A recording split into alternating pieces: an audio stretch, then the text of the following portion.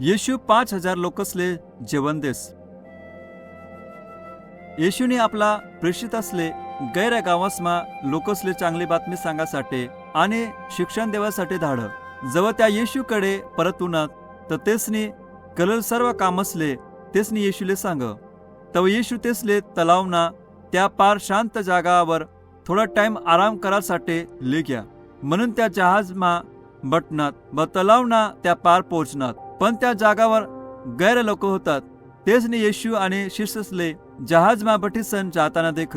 हाय गर्दी तेसनातून पुढे तलावना त्या पार पोहोचा साठी तलावना काटस कडून पैनी. म्हणून येशू आणि त्यांना शिष्य त्या जागावर पोहोचनात तव एक मोठी गर्दी तेसनी वाट देखत तटे थांबेल होती. त्या गर्दीमा सुमारे 5,000 माणसं होतात आणि आखो बाया पोरसले मोजेल बी नाही. येशूले तेसनावर दयावनी.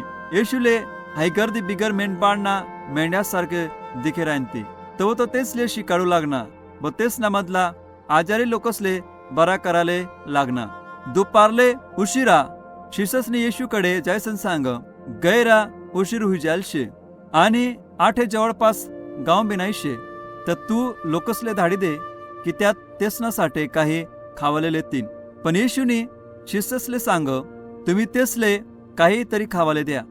तेसने उत्तर दिदा आम्ही कसं काय इतली मोठी गर्दीले जेवण देऊ शकतस. आमना जोडे फक्त 5 भाकरी आणि 2 मासा शेतस. येशूने शिष्यसले सांग त्या लोकसले गवतर 50-50 ना पंगतमा बसाले सांगोत.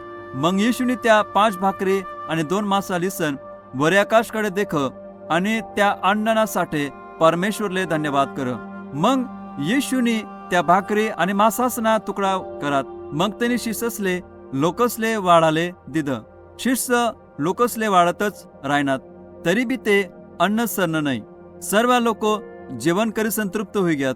त्यानंतर शिष्यसने उरल भाकरी आणि मासाना तुकडा गोया करत आणि त्या 12 टोपल्या भरनात. या सर्व जेवण फक्त 5 भाकरी आणि 2 मासास मधूनच पुरामा उन.